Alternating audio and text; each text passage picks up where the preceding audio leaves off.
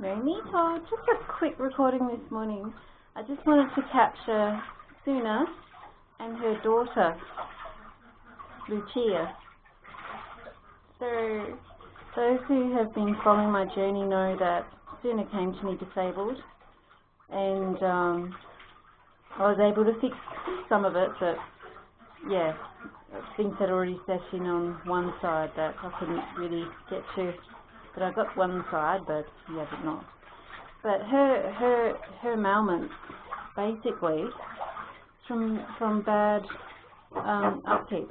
So I believe the person who brought her up, the others are waiting to jump in the tub. Basically fed them chook feed instead of the duckling starter feed or the nutrient-rich feed that they need when their duckling's growing. So her deficiency was so bad that both of her hocks were bent and her legs were splayed in vulgar splay. And she literally had to flip both her legs around to be able to walk. Now, I fixed one leg, I didn't get the other in time. But her genetics are amazing. She's the most healthy, alert, receptive and calm bird. And it's such a shame that she's, you know what I mean, it drives you crazy. What do you do? But this is her daughter. If I had a bird who was disabled or, you know, had some disorder and it was genetic, I would not hatch an egg from that bird. This is cruel. You don't want to, you know what I mean? It's hard for them as it is, so you don't want to wantonly risk bringing into the world a life that has to go through that. But because it's purely from neglect and bad upbringing that she had the ailments, I knew her daughter would be gorgeous, and she is. Well, she's double the size of her mum. You can see Freak in her daughter so much. You can see Lucia, you can see Freak, her dad, so much.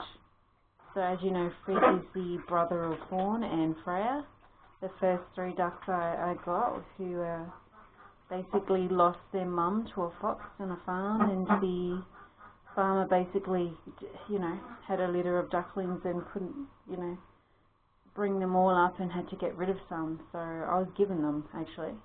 Cuddles. That's your daughter, honey.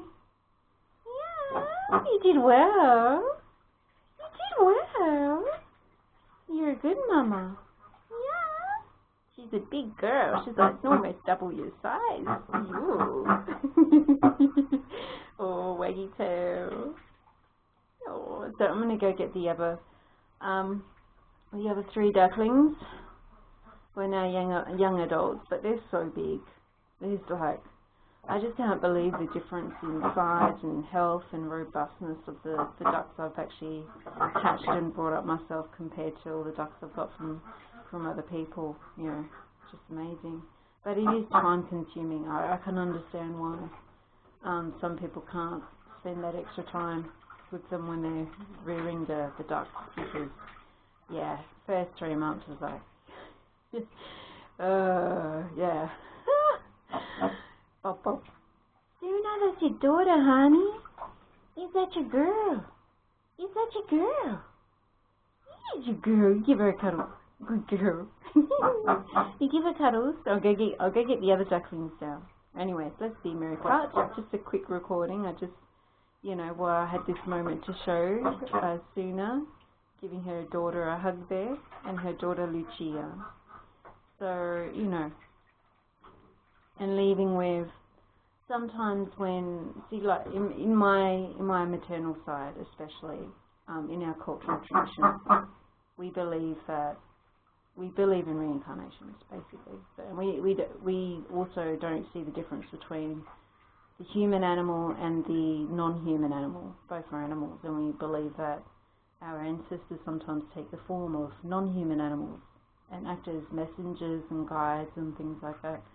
So, you know, to literally deliberately hurt or consume an animal is akin to deliberately hurting or consuming someone's grandma or your own, you know what I mean? So with that in mind, when you have an animal that has been given the bad cards in life with who they've been, you know, born into, like location, or, you know, who's happened to rear them. You don't get to choose your parents, human parents, if you're an animal. Sometimes with their offspring, if it's not genetic, they can live on through their offspring, if that makes any sense. Part of them lives through. And that's what I really wanted with Sunna's baby. I wanted her to continue through her daughter here. Or if it was a son, I don't care. If it was a drake, I wouldn't have cared. Would just mean that I've got to manage my flock even better. Well, even more. Because I literally rotate the flocks with different boys in each flock, so I don't have all the boys together having biffos. But yeah, so, you know, it's food for thought, I guess, is if you do have an animal that has had the bad luck in life, but genetically they're healthy, then their offspring often, I feel, is, you know, a way for them to continue. And it's like, this is what Sunna should have, in an essence, been like and turned out like. So Lucia, her daughter's Sunna's second chance. Hello, baby. Well, you're so beautiful. You know how much I love you. I don't care if you got a limpy. No, you're just a bit of extra work. Yeah, all cuddles. Cuddles. Cuddles, cuddles. Lucia, you like your daughter? I'm going to go get the other ducklings now. Yeah? I'll go get the other ducklings. Oh, cuddles. Oh, you did well. Oh, okay. So that is Dusty, Bella's girl. I need to go and get her now. Bless her being very parched. Pop, pop, pop. Lucia. Lucia. Lucia, Lucia, Lucia. Sunna. Sunna, Sunna, Sunna. Pop, pop, pop. Pop, pop. Pop, pop, pop, pop. Yummy, comfy. Mama, mama. Pop, pop.